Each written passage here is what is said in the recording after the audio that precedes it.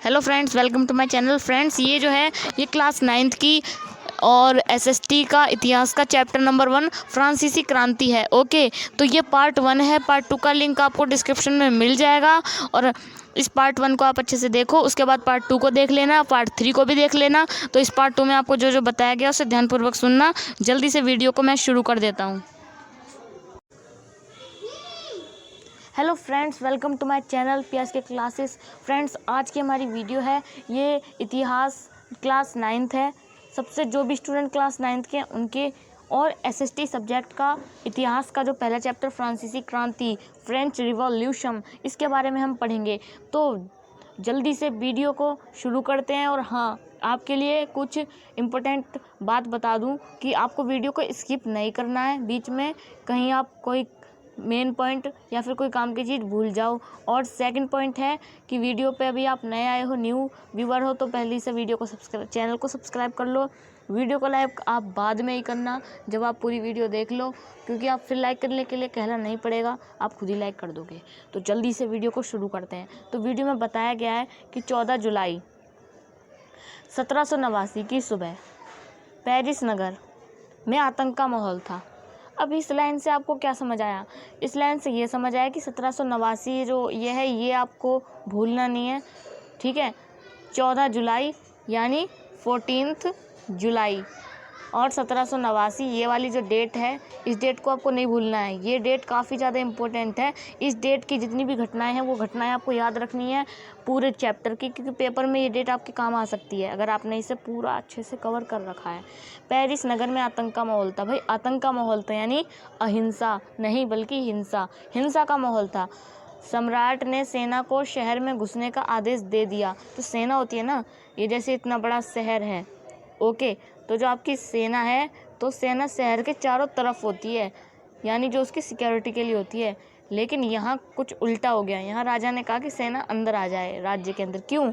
अफवाह थी कि वह सेना को नागरिकों पर गोलियां चलाने का आदेश देने वाला था। लगभग 7,000 मर्द तथा औरतें टाउन हॉल के सामने एकत्र हुए और उन्होंने एक जन सेना का गठन करने का निर्णय किया। हथियारों की खोज में वे बहुत सारे सरकारी भवनों में जबरन प्रवेश कर गए।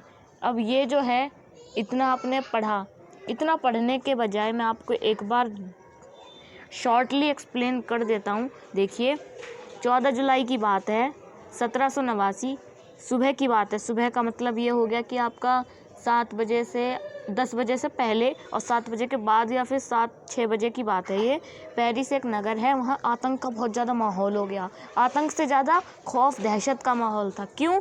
क्योंकि लोगों के अंदर एक अफवाह फैल गई थी कि सम्राट ने सेना को शहर में घुसने का आदेश दिया। तो लोगों के दिमाग में ये डर था कहीं वो, और अफवाह भी ये फैली थी कि सेना कहीं हम पे गोलियां ना चला दे, कहीं गोलियों का आदेश ना दिया हो। तो लगभग 7,000 मर्द यानी पुरुष, 7,000 आदमी और औरतें टाउन हॉल के सामने एकत्र हुए। कोई वहाँ का टाउन हॉल होगा, काफ़ी बड़ी प्लेस होगी, तो वहाँ इकट्ठे हुए। उन्होंने एक जन सेना, मतलब तुरंत एक नहीं समुदाय बना लेते हैं, उसी प्रकार से एक सेना बना ली, एक कहते हैं ग्रुप, ओके, वो बना लिया। और हथियारों, अब वो तो निहत्थे लोग हैं ना, आम आदमी, जैसे आप हो, मैं हूँ, हम सब लोग निहत्थे हैं, हम लोगों के पास कोई हथियार थोड़ी होंगे। लेकिन वो हथियारों के खोज में सरकारी, जितने भी सरकारी भवन होते हैं वहाँ घुस गए जबरन, मतलब ज़बरदस्ती। एक होता है ना कि एंट्री हो रही है आपकी वहाँ, नहीं, जो वहाँ के गार्ड हैं उन्हें मार के, कुछ भी कह लीजिए आप, हिंसा के रूप में उन्होंने पूरे में घुस गए। और उन्हें किस चीज़ की खोज थी? हथियार, क्योंकि हथियार ही हैं जिनसे वो सेना से बच सकते थे। ओके, इतना आपकी समझ में आया? अगर समझ में आ गया तो आप, बहुत अच्छी बात है। अगर नहीं समझ आया तो वीडियो को दोबारा से पीछे करके दोबारा देखो। ओके, अब हम आगे बढ़ते हैं। तो आपने इतना तो पढ़ लिया, अब पढ़ते हैं। अंततः सैकड़ों लोगों का एक समूह पेरिस नगर के पूर्वी भाग की ओर चल पड़ा।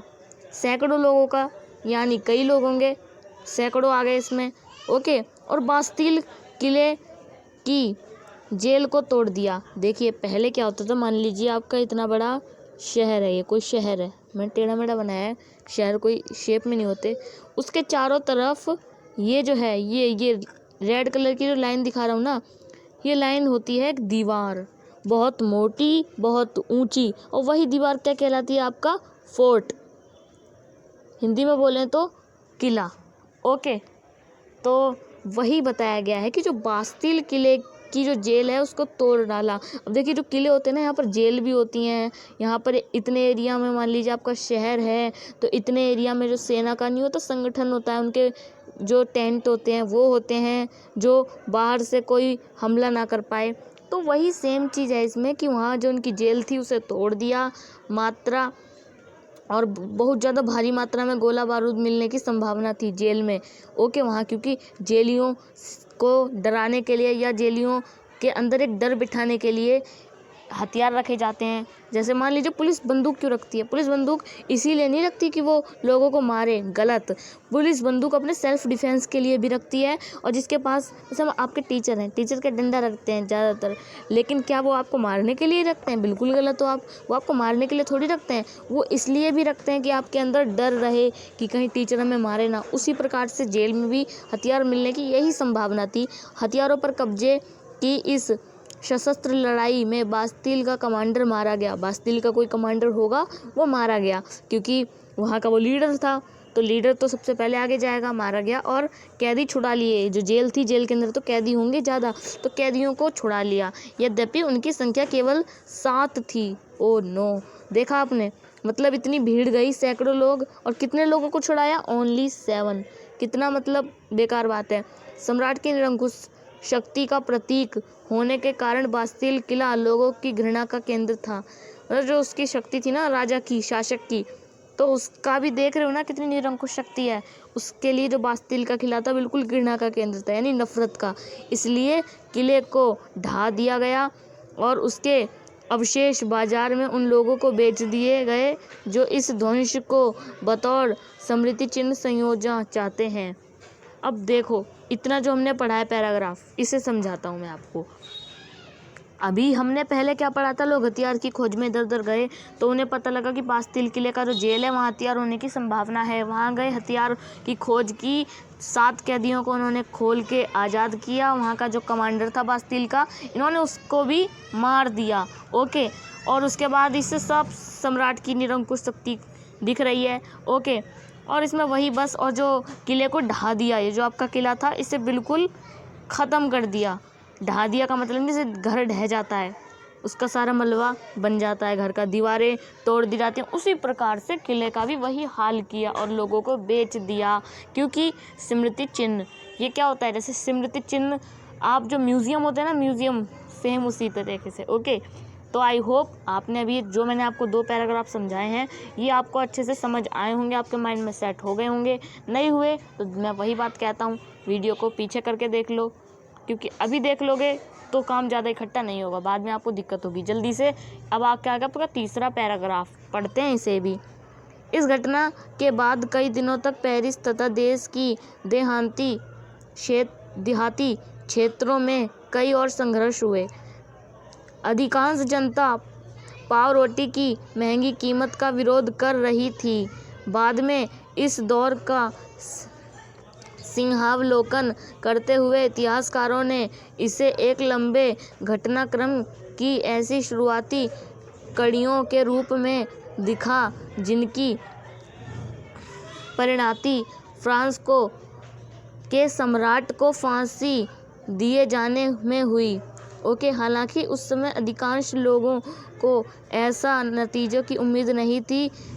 ऐसा क्यों और कैसे हुआ? दोस्तों, ये पढ़ने में आपको थोड़ा टफ लगेगा, लेकिन मैं जब इसे पूरा एक्सप्लेन कर दूंगा, अब आप बुक में पढ़ोगे तो आपको यही पढ़ने को मिलेगा, लेकिन अब मैं इसे एक बार और बताता हूँ अच्छे से, जिसमें आपको समझ आए।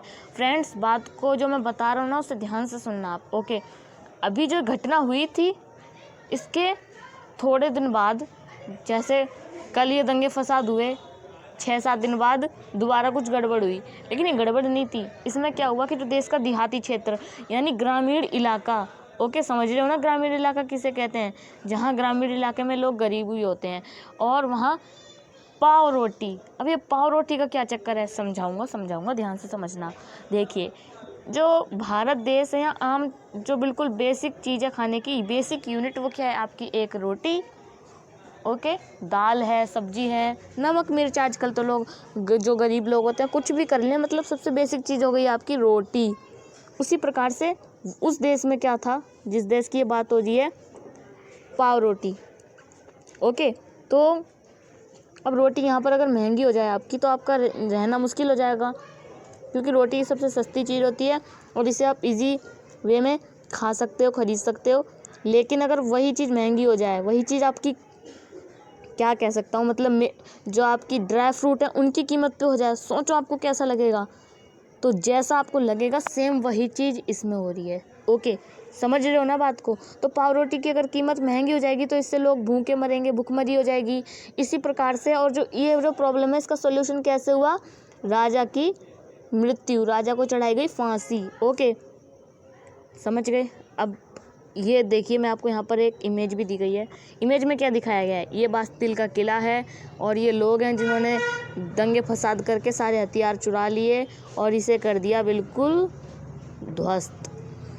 लिख नहीं रहा मैं अच्छे से, कोई दिक्कत नहीं, बाकी समझ रहे हो ना। इमेज को देखो ध्यान से, और इसमें कुछ बताया भी गया है। देखो यहाँ पर क्या लिखा है, यहाँ पर जो लिखा है वो भी पढ़ लेते हैं। बास्तिल का ध्वंस, बास्तिल ध्वंस के बाद, देख रहे हो ना, वही है, कोई खास पढ़ने की चीज़ नहीं है। बास्तिल जो ध्वंस हो गया, बास्तिल का किला, उसको आप देख रहे हो एकदम। ओके, अब आएगा हमारा फर्स्ट टॉपिक। ये नहीं होता, एक ट्रेलर होता है, जैसे कोई मूवी आने वाली होती है उसका ट्रेलर दिखाते हैं ना, तो ये जो था आपका इतना, ये पूरा ट्रेलर था। ओके, अब यहाँ से आपकी फिल्म होती है स्टार्ट। इसे अगर आप एक मूवी की तरह लोगे ना, ओके, तो इस मूवी को, इसे आप जल्दी से कवर कर लोगे।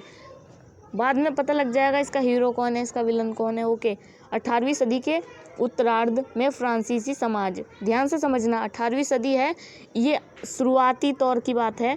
जैसे यहाँ पर 2000 चलिए, शुरुआती तौर है इसका।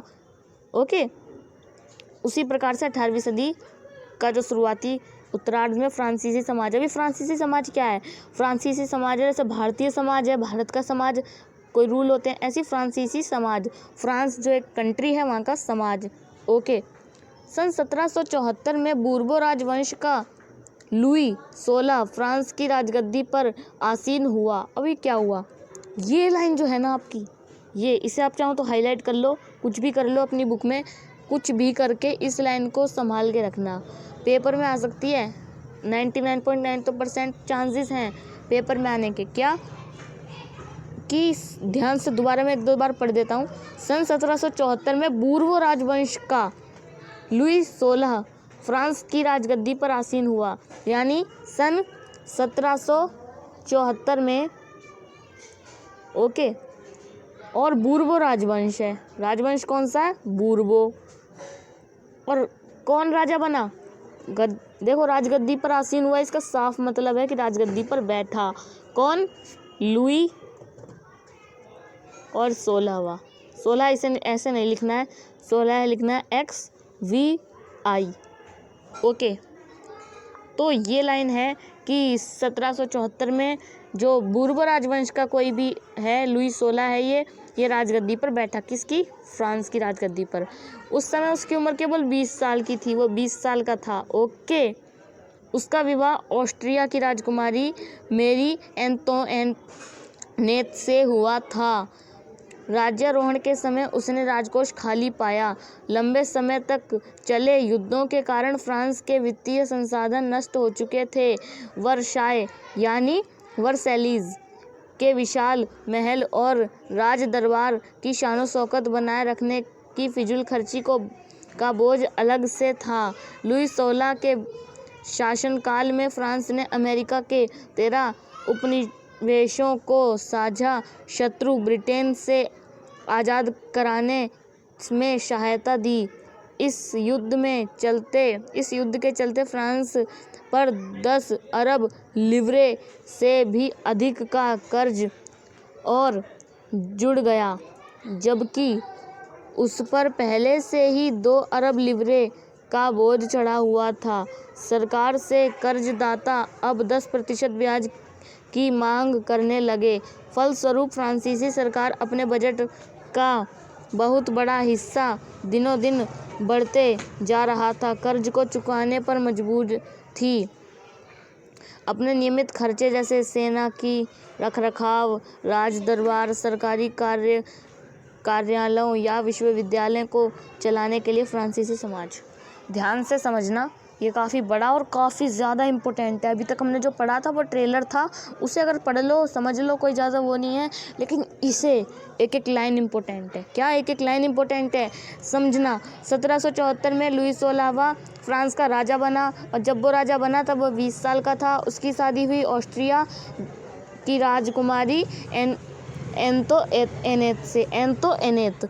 ओके, और जब इसकी शादी हुई तब उसे पता लगा कि राजकोष तो खाली पड़ा है। ओके, और लंबे समय तक युद्ध, फ्रांस के लंबे समय तक कई देशों से युद्ध हुए।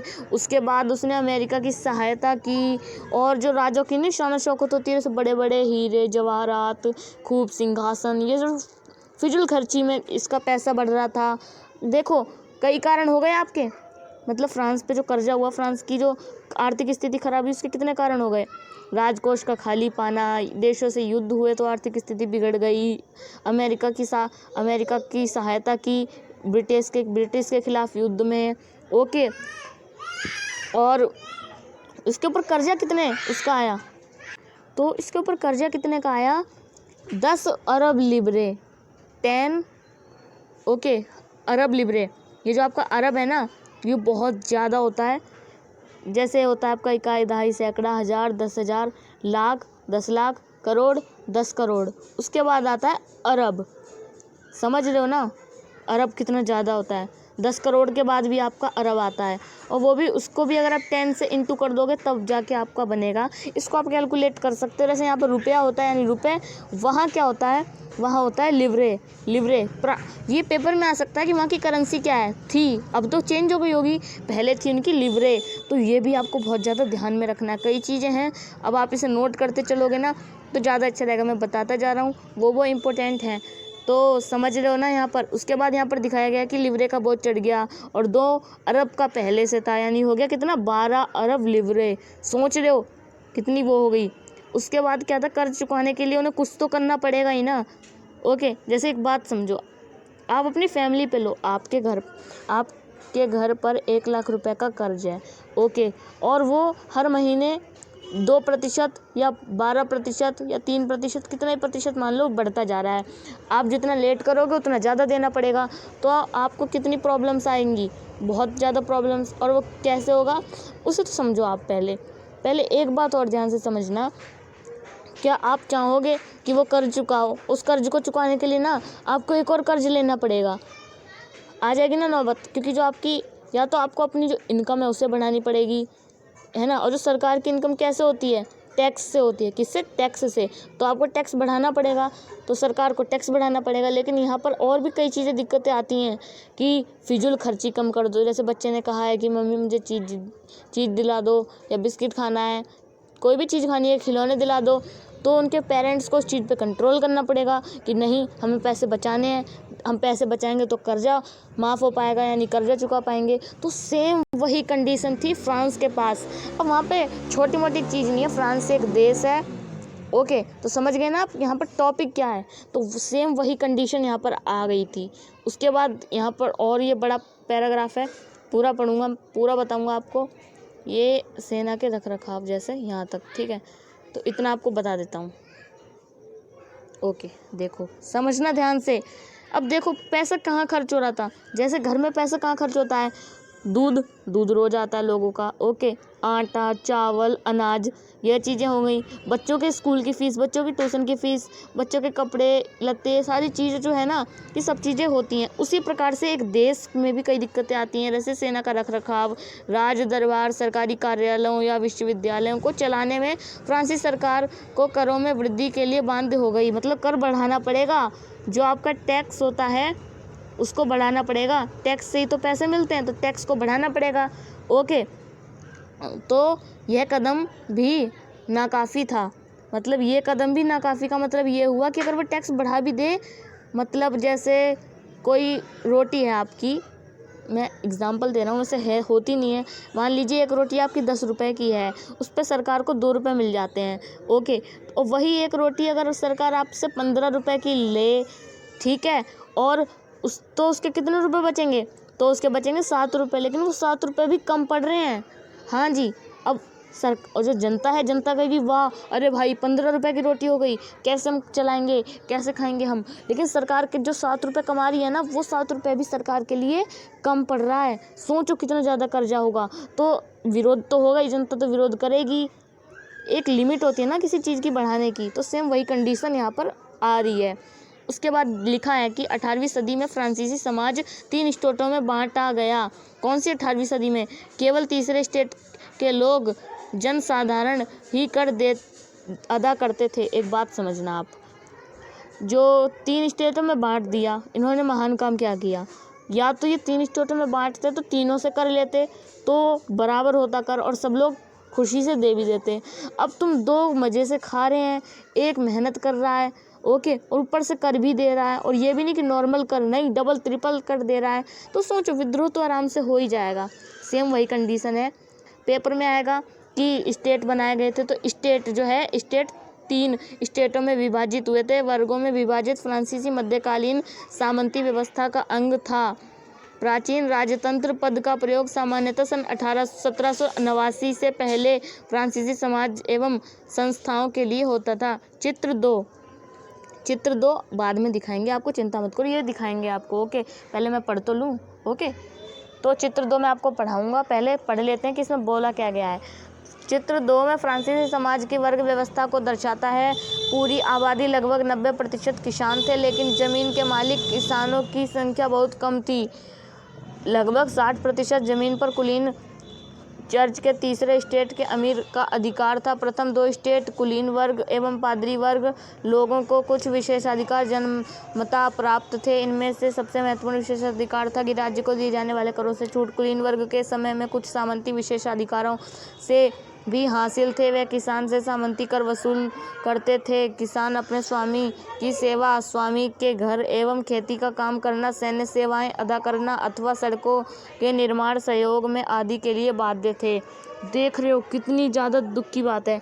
अब समझना बात, ये जो वर्ग वाली बात है ना, वर्ग वाली बात मैं आपको बाद में बता दूंगा। लेकिन यहाँ जो कुलीन वर्ग के सदस्य थे और जो पादरी वर्ग के थे, कुलीन वर्ग और पादरी वर्ग, इन दोनों को ना कुछ विशेष अधिकार प्राप्त थे। क्या था कि इन्हें टैक्स था ना, जो टैक्स TAX यानी कर, इससे छूट थी। क्या मतलब, जैसे जो रोटी इन्हें 15 रुपये की ले रहे हैं ना, ये लेंगे 9 रुपये की, 1 रुपये का भी टैक्स नहीं देना। और ये रईस लोग थे, यानी बैठे बैठे खाने वाले। दूसरी बात, इन पे मेहनत भी नहीं पड़ती थी, और ये ऊपर से टैक्स लेते थे। किससे लेते थे? इनसे। अभी बताऊंगा यार, गलती होगी ना, मैंने अभी बताया नहीं इनके बारे में, तो कैसे आपको कह दूं। तो समझ रहे हो ना। उसके बाद और क्या बात आ रही है कि जो किसान थे अपने स्वामी, किसानों के स्वामी कौन? यानी वही पादरी यानी चर्च, और कुलीन वर्ग के सदस्य उनकी सेवा करना, उनके खेतों में काम करना, सड़कें बनती हैं, स्कूल बनते हैं, वहाँ मदद करना। मतलब चारों तरफ से सारा मेहनत का काम किसान ही करते थे। उसके बाद आ गया है आपका, चर्च भी किसानों से करों का हिस्सा है। जो चर्च भी किसानों से करों का एक हिस्सा है। जो चर्च है ना, चर्च, ये साइन जो होता है चर्च का, सबको पता है ना चर्च कैसी होती है। मैं चर्च को नहीं कह रहा कि चर्च खराब है, नहीं, कुछ नहीं, मैं किसी चीज़ की बुराई नहीं कर रहा हूँ। आप वीडियो को ध्यान से देखो, समझ आएगा ओके। तो जो चर्च थी ना, चर्च के पादरी जैसे मंदिर के पुजारी होते हैं, उसी प्रकार से चर्च में पादरी होते हैं ओके। तो वो लोग किसानों से भी कर वसूलते थे। देखो बात किसानों की नहीं है, बात है तृतीय स्टेट के लोग। अब तृतीय स्टेट में कौन कौन आता है क्या सब समझाऊंगा, अभी जितना बताने हैं उतना आप समझते चलो, बाद में आपको आगे का बताएंगे।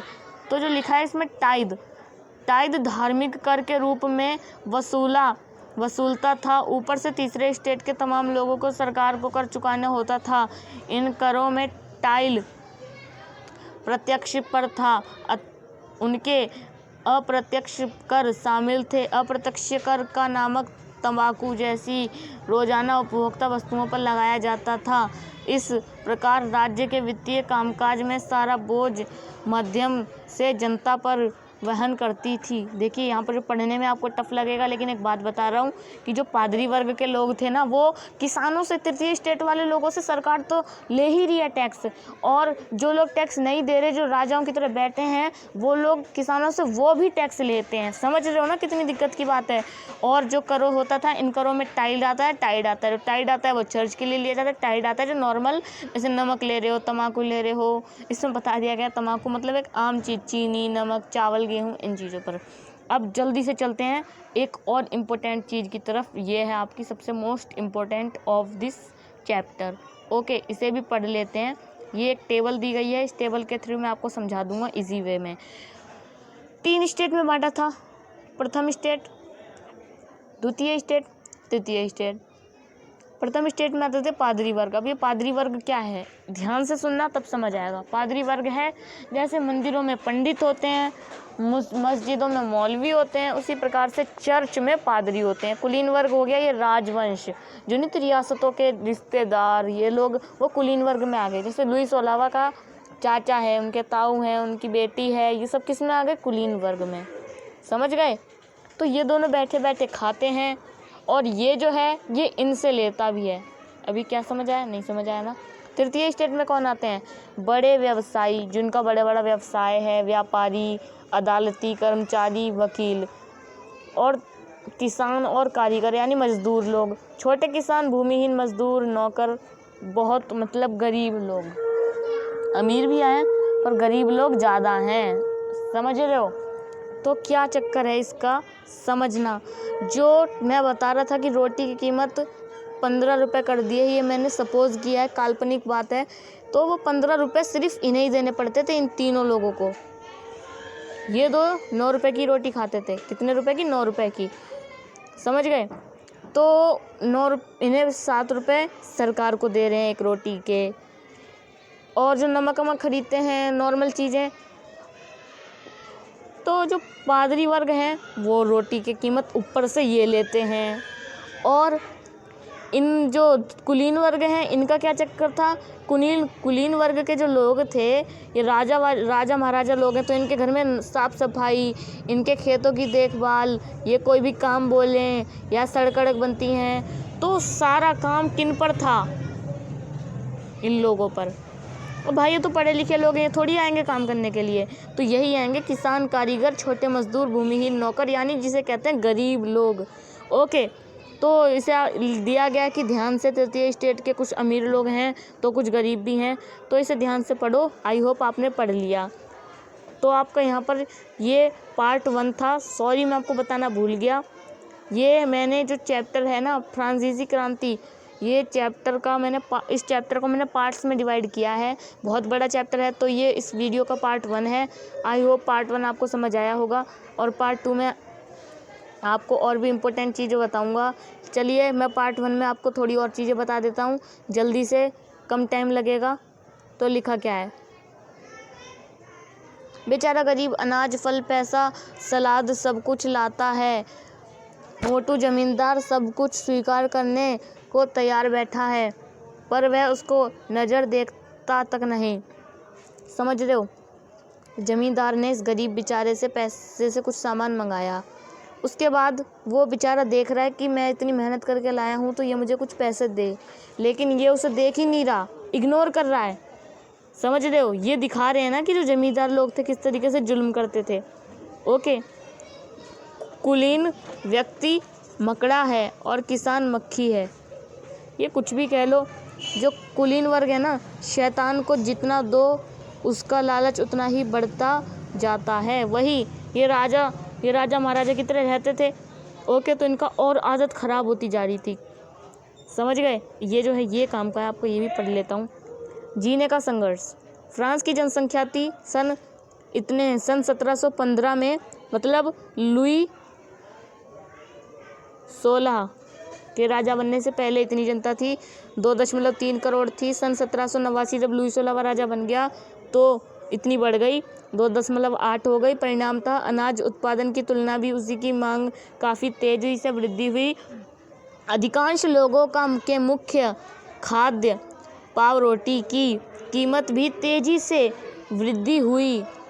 अधिकतर कामगार लोग कारखानों में मजदूरी करते थे और उनकी मजदूरी मालिक तय करते थे, लेकिन मजदूरी महंगाई की दर से नहीं बढ़ रही थी। फलस्वरूप अमीर गरीब की खाई चौड़ी होती गई, स्थिति और बदतर होती गई। जब सूखे या ओले के प्रकोप से पैदावार गिर जाती, इससे रोजी रोटी का संकट पैदा हो जाता। ऐसी जीविका संकट प्राचीन राजतंत्र के दौरान फ्रांस में काफ़ी आम थे। दोस्तों आजकल क्या होता है, आजकल ना स्ट्रोक होते हैं। अब देखो जो आपका अर्थशास्त्र का चैप्टर है ना, उसके अंदर आपको बताया गया है, मैं अर्थशास्त्र भी आपको जल्दी पढ़ाने वाला हूँ, तो उसमें आपको बताया गया है कि जैसे कभी अकाल पड़ जाए तो ये नहीं कि पूरा देश मर जाए या भुखमरी पड़ जाए, ऐसा नहीं है।